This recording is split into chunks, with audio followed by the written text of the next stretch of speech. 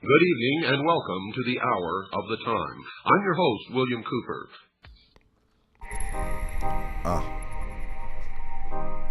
It's for the culture. The legacy is thick. Yeah. It's Planet Asia, nigga. Medallions.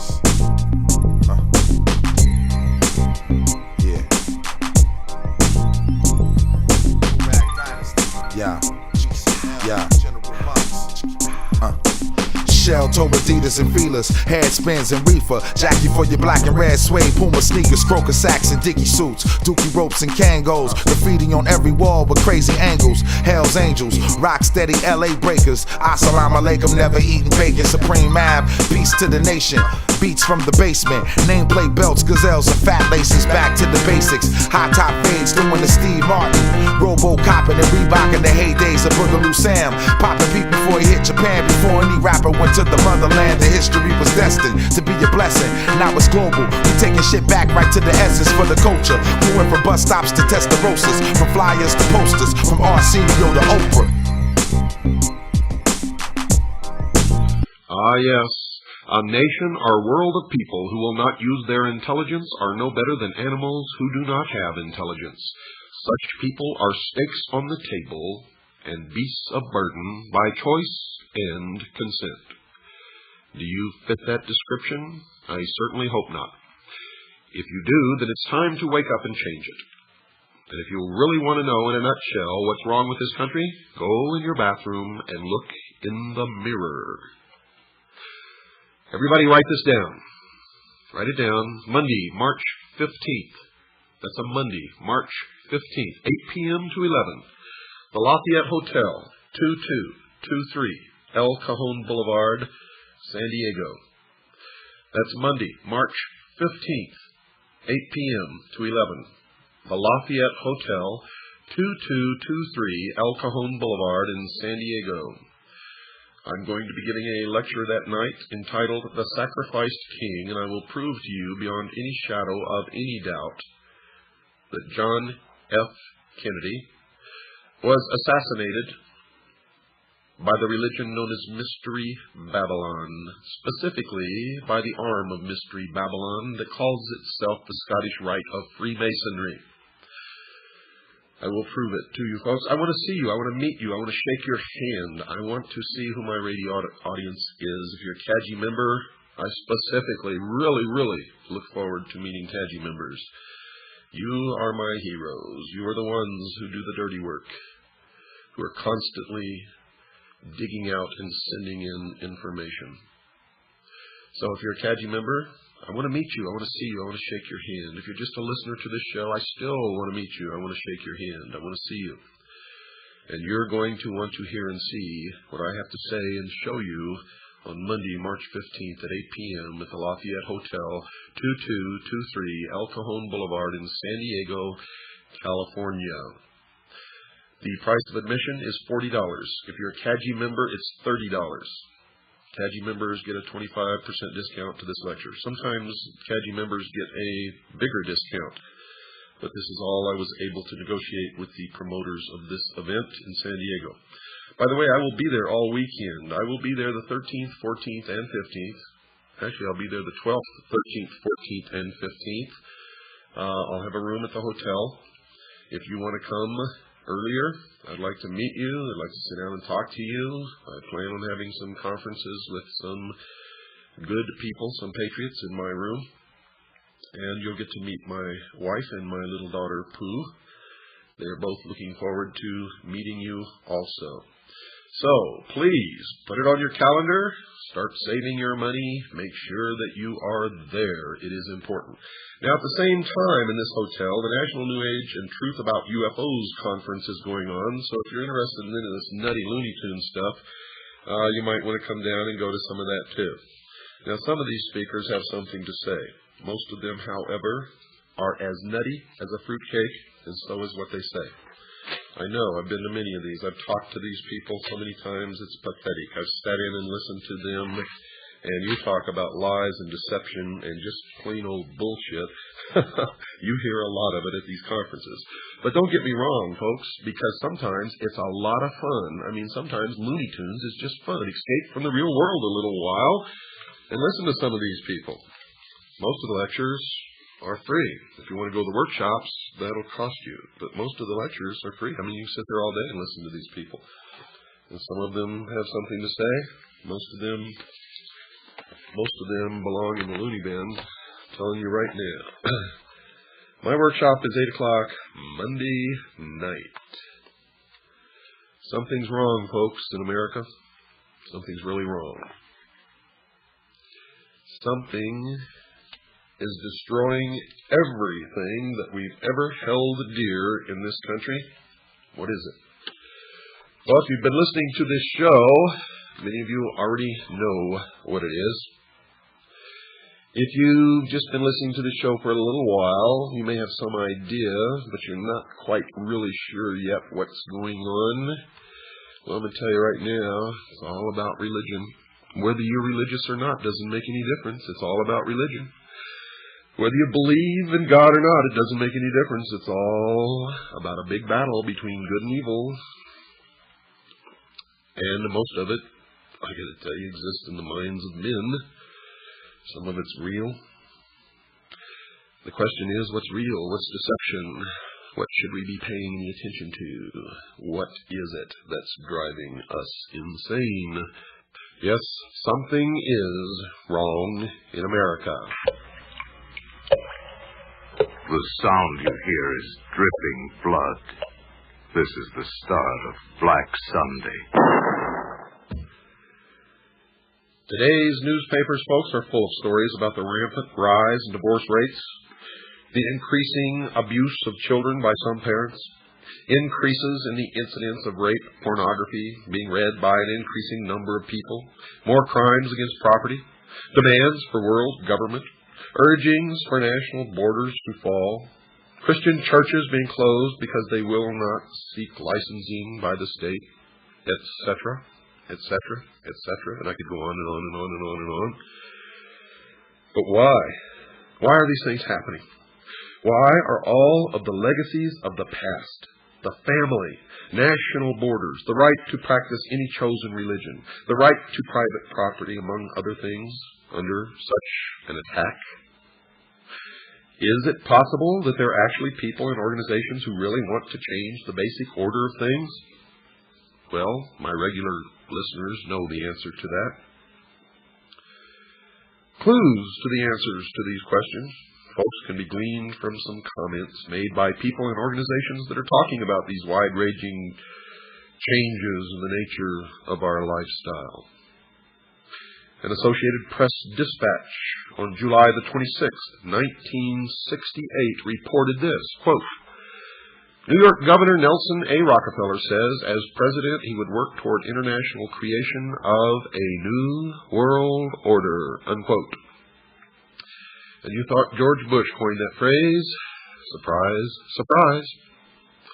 On January the 30th, 1976, a new document called the Declaration of Interdependence was introduced to the American people, and it was signed by 124 traitors, 32 senators, and 92 representatives, altogether 124 traitors in Washington, D.C., and it read in part, quote, 2 centuries ago, our forefathers brought forth a new nation. Now we must join with others to bring forth a new world order, unquote. And you thought George Bush coined that phrase. Surprise, surprise. Another individual who has commented is Henry Kissinger, probably the greatest traitor this nation has ever known, former Secretary of State. According to the Seattle Post-Intelligence of April 18, 1975, Mr. Kissinger said, quote, "Our nation is uniquely endowed to play a creative and decisive role in the new order which is taking form around us," unquote. George Bush gave the commencement address at Texas A&M University on May 12, 1989, and he used similar words as well.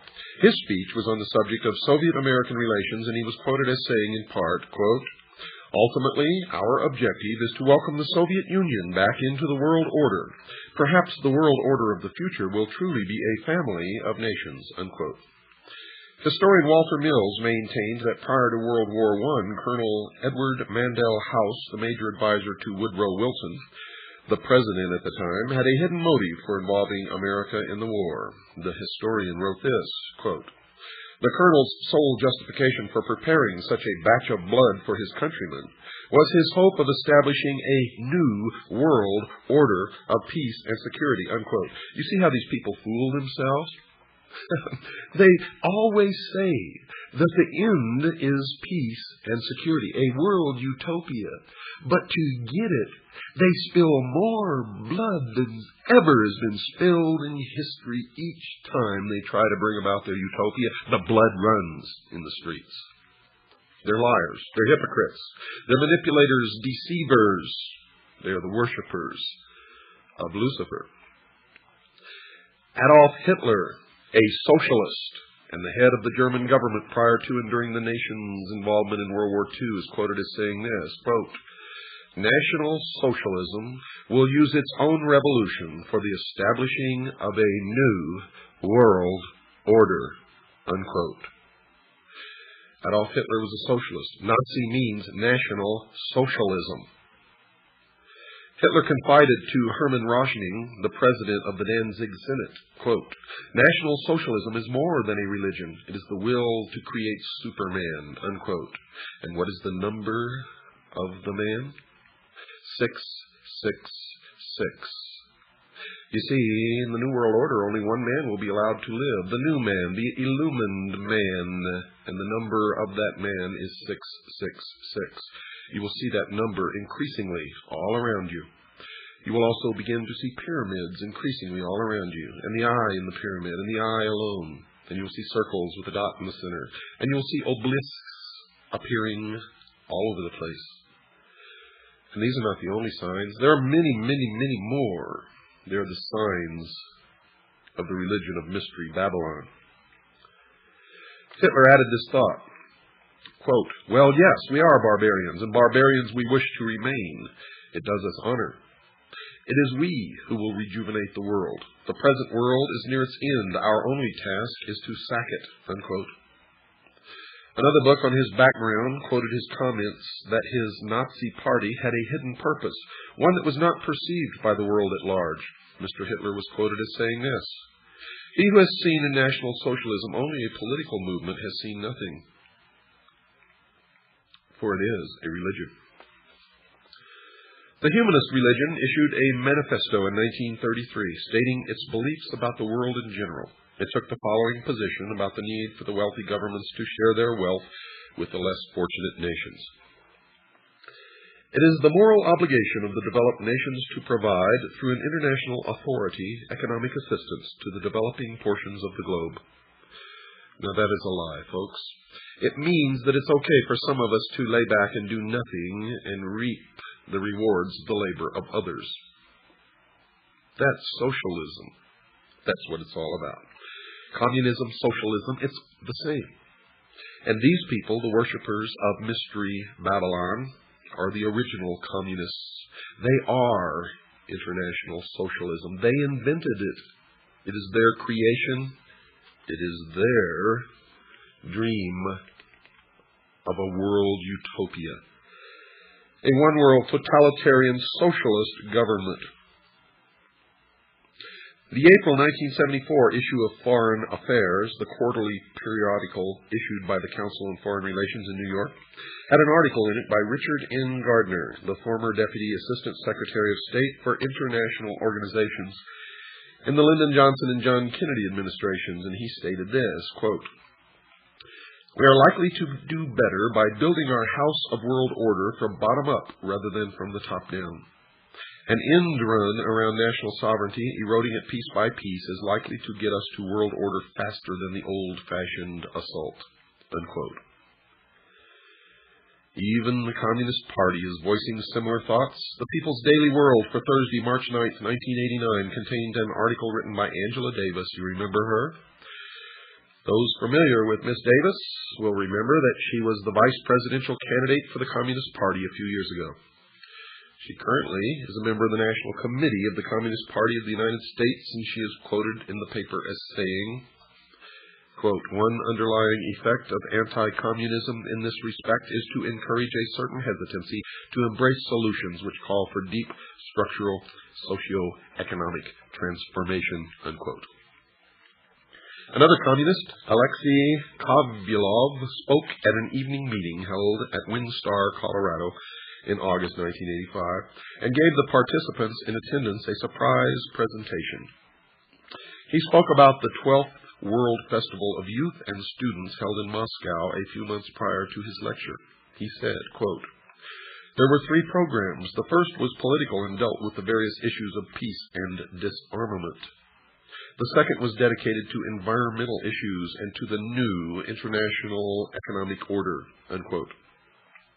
The alleged need for a change in the basic way things are done is consistent with the teachings of the father of communism, Karl Marx. He's not really the father of communism, but it's a name that's been tagged onto him. You see, he was just a hack writer hired by the mystery religion of Babylon to write the Communist Manifesto. It was not his idea, but he's reaped the benefits of it, if you can call them benefits. But he co-authored the Communist Manifesto with Frederick Engels, another hack writer, in 1848. Mr. Marx wrote that the communists, quote, "openly declare that their ends can be attained only by the forcible overthrow of all existing social conditions." Unquote. Nesta Webster, a writer on the subject of conspiratorial organizations in the past, wrote this in her book entitled Secret Societies, quote, "The revolution desired by the leaders of world revolution is a moral and spiritual revolution, an anarchy of ideas by which all standards set up throughout 19 centuries shall be reversed, all honored traditions trampled underfoot, and above all, the Christian ideal finally obliterated." Unquote. Some of the Catholic popes in the past have commented on the major changes coming in the future. One such pope was Pope Pius XI, who wrote the following in 1937. "Communism has behind it occult forces for which a long time have been working for the overthrow of the Christian social order." Unquote. One of the popes who preceded him, Pope Pius IX, wrote this in November 1846 about the changes that he saw in the future. Quote, "That infamous doctrine of so-called communism is absolutely contrary to the natural law itself, and if once adopted, would utterly destroy the rights, property, and possessions of all men, and even society itself." Unquote. Now, don't get all worked up about what the Pope says, because they have succeeded now with this Pope in putting one of their own upon the throne of the Vatican. It had long been their dream, and now it is true. And the bans have been lifted against Catholics joining secret societies. Many of the hierarchy of the Vatican belong to the secret societies, the Freemasons, Propaganda II, etc., etc., etc. You will find an obelisk, the symbol of the phallus, the penis of Osiris, in the Vatican courtyard. You don't believe me? Go look. Another individual who wrote about the future was Dr. Jose Arguelles of an organization known as the Planet Art Network. Dr. Arguelles wrote, quote, "Also implicit in all these events is a call for another way of life, another way of doing things, a redistribution of global wealth. In short, a new world order." Unquote.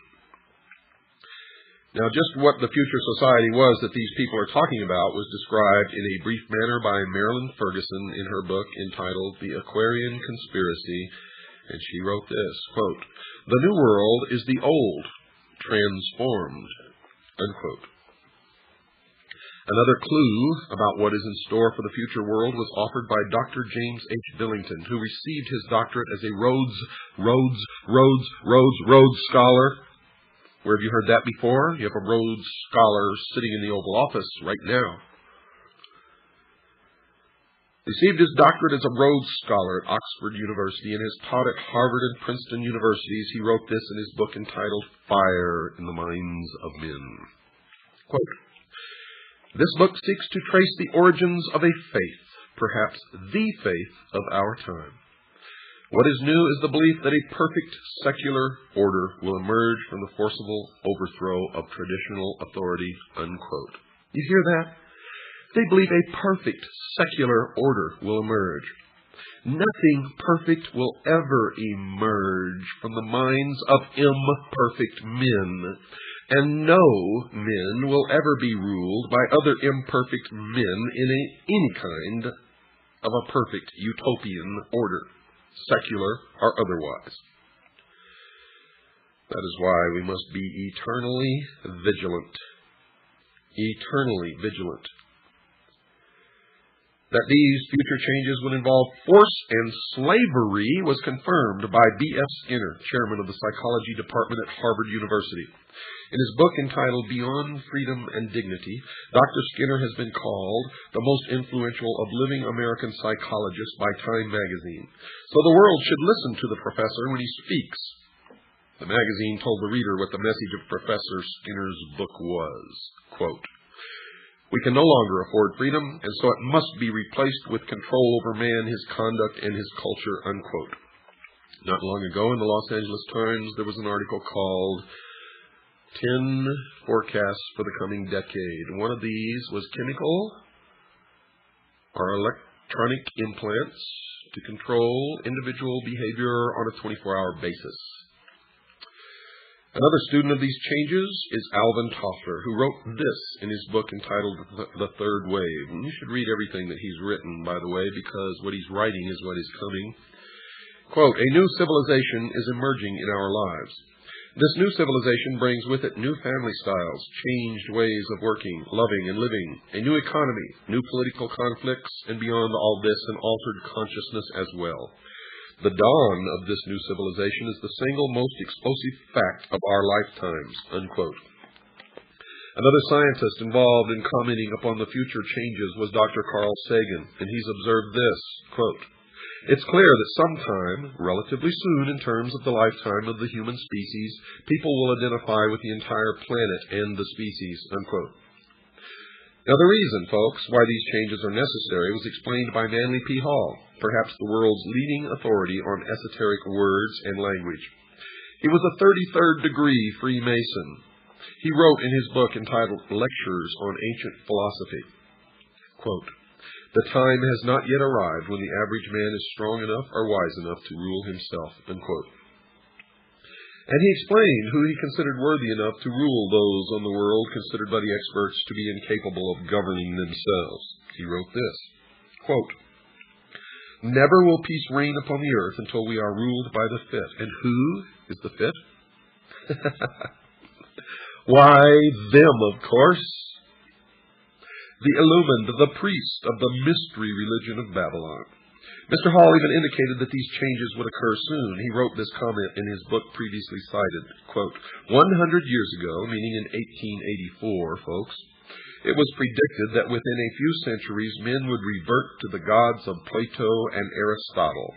We may all look forward with eager anticipation to that nobler day when the gods of philosophy once more shall rule the world, unquote.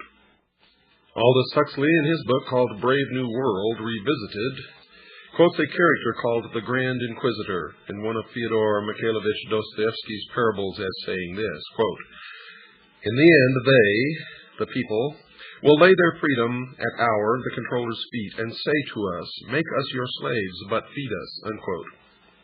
The Tucson Citizen newspaper of November the 3rd, 1988, printed a photograph of a group of people involved in a march for literacy, and it clearly demonstrated that at least some people in America are now asking their government to make them their slaves. The picture showed a demonstrator carrying a picket sign that read, quote, "Uncle Sam, we want you to support us," unquote.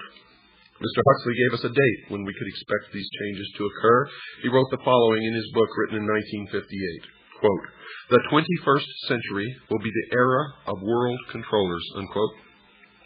And then he told us why these controllers would not fail. Quote, "The older dictators fell because they could never supply their subjects with enough bread, enough circuses, enough miracles and mysteries. Under a scientific dictatorship, education will really work, with the result that most men and women will grow up to love their servitude and will never dream of revolution. There seems to be no good reason why a thoroughly scientific dictatorship should ever be overthrown," unquote.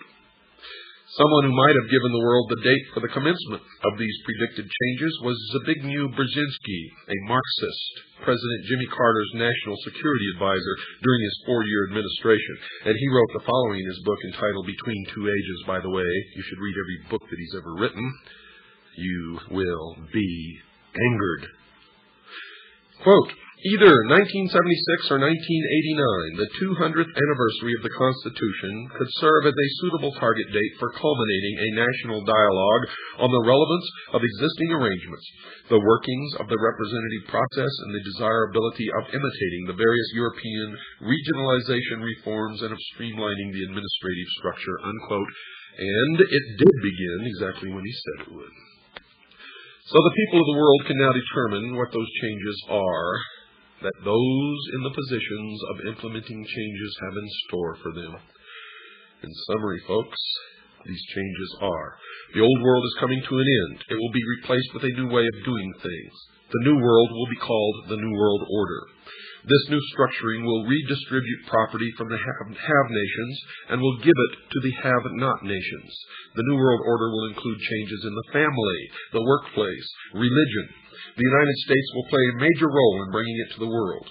World wars have been fought to further its aims. Adolf Hitler, the Nazi socialist, supported the goal of the planners. The majority of the people will not readily accept the New World Order, but will be deceived into accepting it by two strategies. One, those in favor of the changes will have become seated in the very thrones of power, generally without the public realizing that fact, and this has already occurred. Two, the old world order will be destroyed piece by piece by a series of planned nibbles at the established format. The Communist Party is actively supporting the changes to the New World Order. The basic tenets of Christianity, which were the base for the Old World Order, will have to be eliminated. If the slower methodical techniques of change do not function, violence will be introduced and controlled by the planners, including possibly a World War III using atomic weapons. The people of the world will give up their freedom to the controllers because there will be a planned famine or some other serious occurrence, such as a depression or war. The change to the New World Order is coming shortly, folks, and it has already begun. However, if that is not the case, it will be introduced one step at a time so that the entire structure will be in place by the year 1999. We've got to take a short break. Don't go away, folks. I'll be right back after this very short pause. The Mummy. Fear will freeze you when you face it. The Mummy. Born from the darkest tomb of the pharaohs, it rises from the quiet dust of centuries to wreak a strange vengeance against mankind. The Mummy. It tears steel bars like paper. It snaps men's spines like matchsticks. It walks through bullets like a ghost.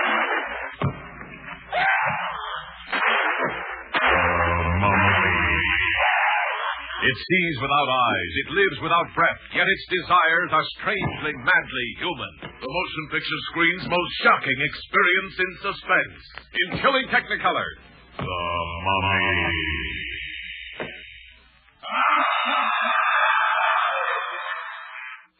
Yes, folks, something is indeed wrong in America.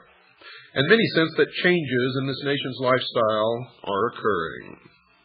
Most of us know full well that these changes are taking place. The newspapers are saturated with articles reporting the activities of those advocating increased governmental spending for a variety of unconstitutional purposes. Organizations supporting a globalism concept urge the world to adopt a one-world government. Psychologists preaching the destruction of the family unit and recommending that the society rear the nation's children. Governments closing private schools, and nations forming regional governments under which national borders are scheduled to disappear. And still the sheeple think that all of this is happening by accident, and any concept that it is being brought about by a carefully orchestrated plan is the product of crazy conspiratorialists. Since these changes appear to be part of the new philosophy known as the New World Order, anyone desiring to know the future has to become familiar with this new phrase and what it portends for the world of tomorrow, and you will quickly see that it is the result of a well-thought-out, well-conceived, and well-orchestrated plan. Indeed, it is called the Great Work. As an indication that major changes are coming in tomorrow's world, one of the current trends mentioned is the call for a one-world government. And one of those supporting this leap forward is Norman Cousins, president of the World Federalist Society, and he's on record as saying this, quote, "World government is coming. In fact, it is inevitable. No arguments for it or against it can change that fact," unquote. And I say that is a lie. 240 million Americans standing up in concert with each other, holding a rifle in their hands, can stop it instantly in its tracks. And that's the truth of why we were given the second article in amendment to the Constitution. It has nothing to do with hunting or preserving your private property. It has to do with preserving our freedom. The goal of a one-world government, folks, is not a new thought.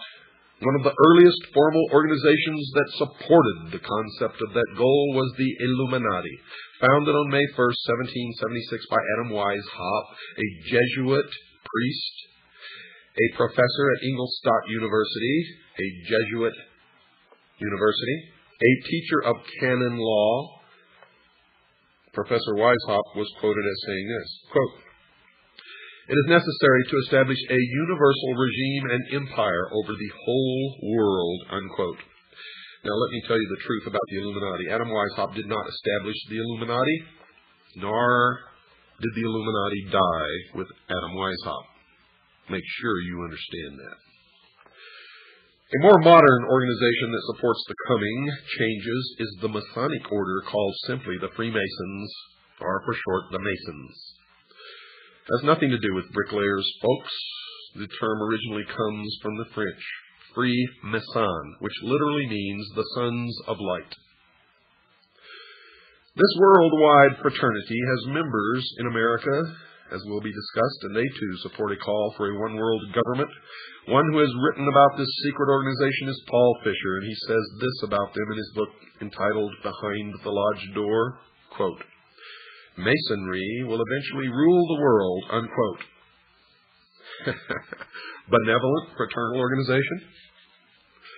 Albert Pike, and you're going to hear an awful lot about Albert Pike during this series. The sovereign grand commander of the Scottish Rite of Freemasonry here in the United States from 1850 to 1891, the man who founded the Ku Klux Klan and B'nai B'rith,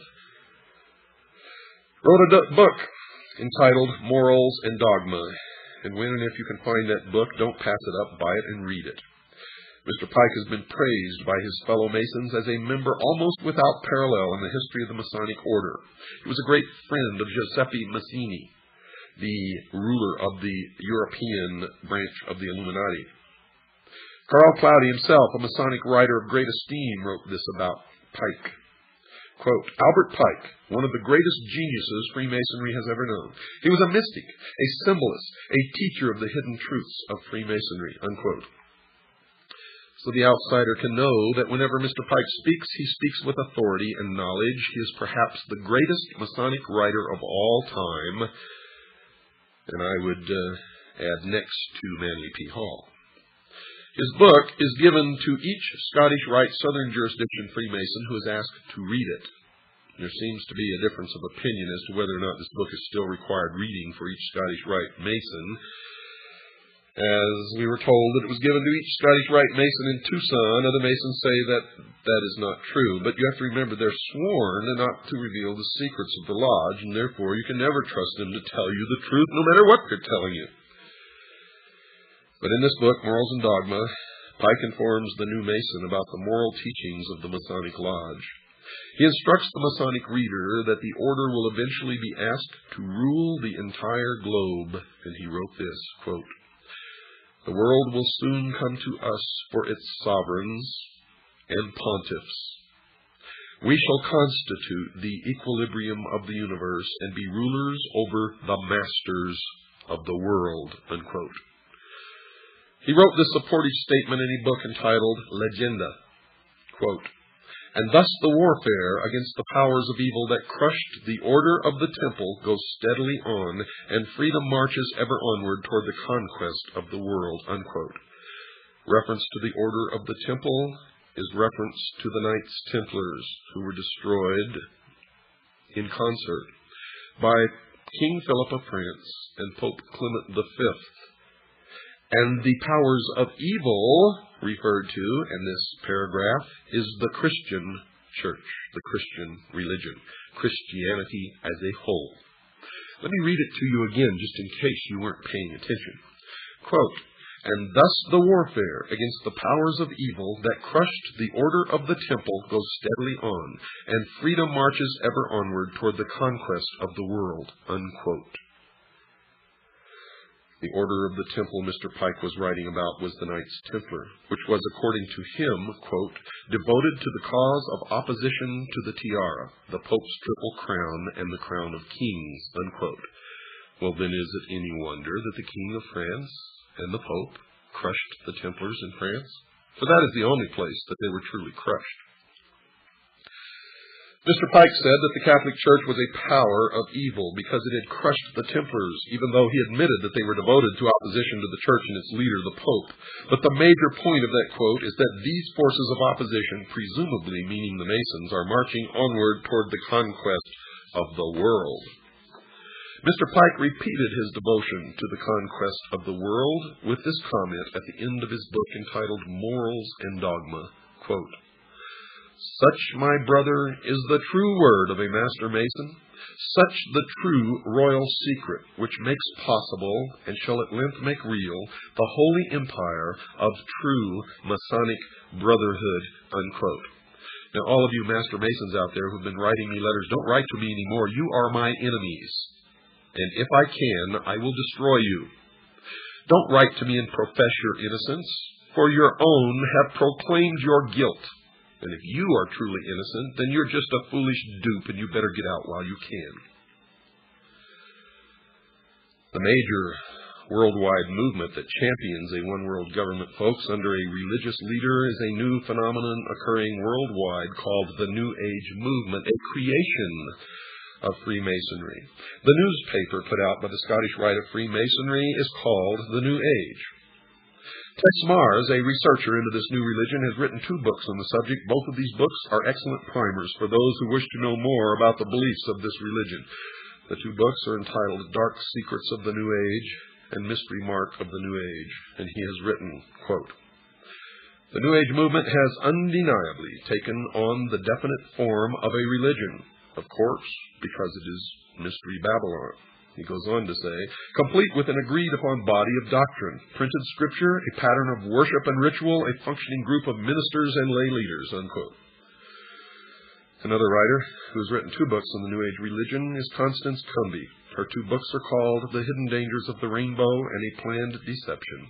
She has written this, quote, "The New Age movement is a religion, complete with its own Bibles, prayers, and mantras. Vatican City, Jerusalem equivalents, priests and gurus, born-again experiences, they call it rebirthing, spiritual laws and commandments, psychics and prophets, and nearly every other indicia of a religion," unquote. The new religion has a series of leaders. One is a woman named Alice Bailey, a prolific writer on the subject of the New Age. She was the founder of an organization called the Arcane School, one of the major Lucis Trust divisions. The Lucis Trust was a major publisher of books supporting the religion, and published a newsletter or newspaper called Lucifer. In her book entitled The Externalization of the Hierarchy, she told her readers who the organizations were that were going to bring the New Age religion to the world, and she identified them as being, quote, the three main channels through which the preparation for the New Age is going on might be regarded as the Church, the Masonic Fraternity, and the educational field. And folks, that is exactly who is bringing it to realization. The main thrust of this program is going to be to examine only one of the three organizations mentioned by Alice Bailey, that being the Masonic Fraternity. There are numerous works by other writers, lecturers, researchers exposing the involvement of the Church in the educational field, in the New Age movement, and in the New World Order. So I'm not going to attempt to duplicate those efforts. However, only a few are aware of the involvement of the Freemasons, and that is why I have chosen to concentrate on that organization, Mystery Babylon. And the reason I'm concentrating on that organization is because it is their members who have infiltrated the Church and the educational field who control those other two organizations. So really there's only one organization that needs to be dealt with, and that is Freemasonry. Another major writer on the New Age movement is Benjamin Creme, and he admitted in his book entitled The Reappearance of the Christ and the Masters of Wisdom that, quote, the new religion will manifest, for instance, through organizations like Masonry. In Freemasonry is embedded the core of the secret of the occult mysteries, unquote.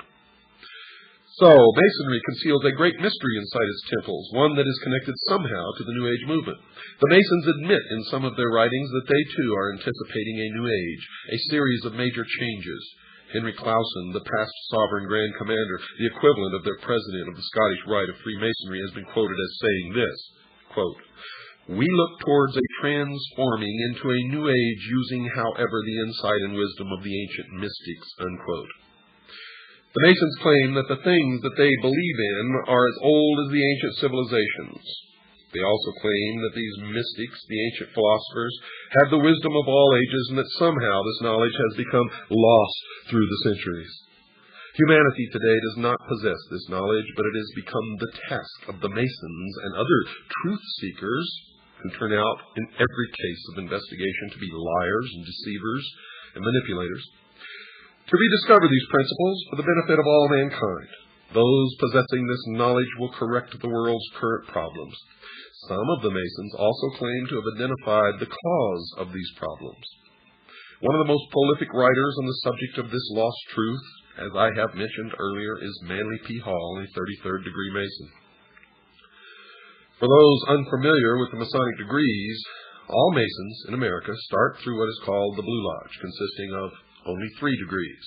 A Master Mason is of the 3rd degree, and really knows nothing, even though he thinks that he has been illumined, and I get letters from them all the time. I'm a Master Mason, and I never heard of any of the stuff that you're talking about.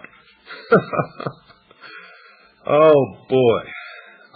It amazes me, folks. It just absolutely amazes me that people are so stupid.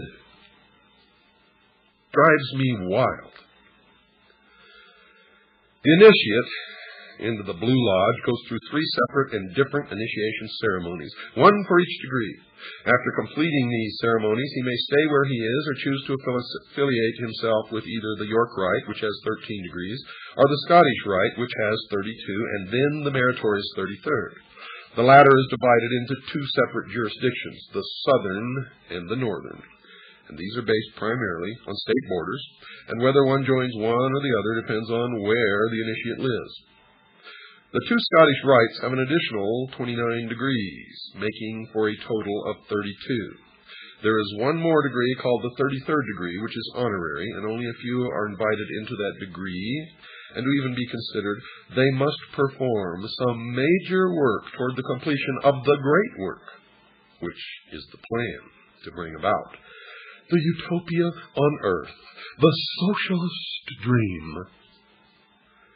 York Rite has a total of 9 degrees. However, since little has been revealed about this order, we will concentrate on only the Scottish Rite, and in particular the southern jurisdiction. Well, I've since discovered that the York Rite has a total of 13 degrees, folks, not just 9.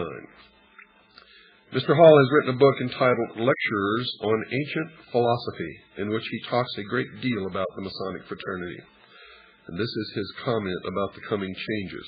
Quote, "A new day is dawning for Freemasonry. From the insufficiency of theology and the hopelessness of materialism, men are turning to seek the God of philosophy." Unquote. Notice that Mr. Hall has said that current theology, obviously current religion, has proven insufficient. Also, he feels that materialism, meaning the right to private property, is also a failure. But more importantly, he points out that this new God of the Freemasons is somehow different from the God of the Jews and Christians. As will be illustrated later, some of the Masons believe that the God of the Bible is a God of evil. Helena Petrovna Blavatsky, perhaps the founder of the current New Age movement, has also determined that the Masons are somehow supportive of her religious views. She wrote this in her book entitled The Secret Doctrine. Quote, "At the end of the 18th and the beginning of the 19th centuries, many Freemasons traveled to Tibet, where they were initiated into the esoteric, defined as intended for or understood by only a chosen few as an inner group of disciples or initiates, by an esoteric order of the Masters of Wisdom." Unquote. It should be expected that she would support the Masonic fraternity. In 1875, she founded an organization called the Theosophical Society, basically dedicated to teaching the world about her new secret religion. One of the earliest members of that organization was Albert Pike, later to become the Sovereign Grand Commander of the Scottish Rite of Freemasonry. Albert Pike, who later became a 33rd degree Mason, the highest degree attainable, also saw that there were some significant changes coming, and that he was supportive of those changes. He wrote the following in his book entitled Morals and Dogma. Quote, "We can look on all the evils of the world and see that it is only the hour before sunrise and that the light is coming." Unquote. Now, if Mr. Hall is right, the evils that his fellow Mason Albert Pike saw are connected to current religion, and that which is coming is somehow different from these religious views. Mr. Hall, who is mentioned previously as another 33rd degree Mason, also wrote that a new day was coming and that it was not too far into the future. Quote, "A new light is breaking in the east." The significance of the location, the east, I have already pointed out. It is the point where the sun rises. "A more glorious day is at hand. The rule of the philosophic elect, the dream of the ages, will yet be realized and is not too far distant." Unquote. So, Mr. Hall is also expecting that these changes are about to occur in the not-too-distant future. Someone who attempted to zero in on when these changes were expected to occur was Alice Bailey, previously mentioned. She wrote about when she thought the New Age would arrive. Quote, "Eventually, there will appear the Church Universal, and its definite outlines will appear towards the close of this century." Unquote. And you have already seen the emergence of the Universalist Church. Since she wrote early in the 20th century, we can see that she was predicting the eventual arrival of the New Age sometime around the 1990s. This estimate of that date is not too far wrong, as will be demonstrated later in this series of programs.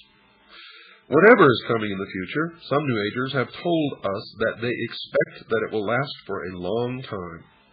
One such writer is Ruth Montgomery, who wrote that she saw that the new religion would rule the earth for 1,000 years. She wrote the following in her book entitled Herald for the New Age. Quote, "The New Age, the millennium, a millennium is a period of 1,000 years, will see an end to that strife, at least for 1,000 years." Unquote. Now, just what the New Age religion that will last for at least 1,000 years on earth, what is it? One who attempted to answer that question was Constance Cumby in her book entitled The Hidden Dangers of the Rainbow. She wrote that these were the basic tenets of the new religion. Listen closely. The plan for the future includes the installation of a New World Messiah, the implementation of a New World government and New World religion under Maitreya, an individual who will be examined later in this series of programs. 2. A universal credit card system will be implemented as a cashless society. 3. A World Food Authority will control all of the world's food supply. 4. A universal tax. 5. A universal draft. And 6. They intend on utterly rooting out people who believe the Bible and worship God, and to completely stamp out Christianity from the face of this earth. As was discussed prior to this summary, certain people have indicated that they see the Catholic Church as an enemy. Here, Mrs. Cumby says that they see not only Catholicism as the enemy, they also see all of Christianity as an enemy. Whatever the New Agers believe in, folks, it appears to be growing in popularity.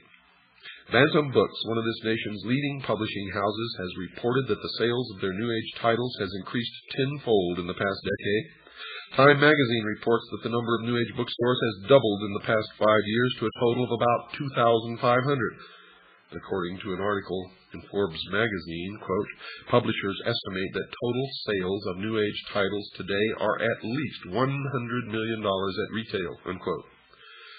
So, whatever they believe in, many believe in it.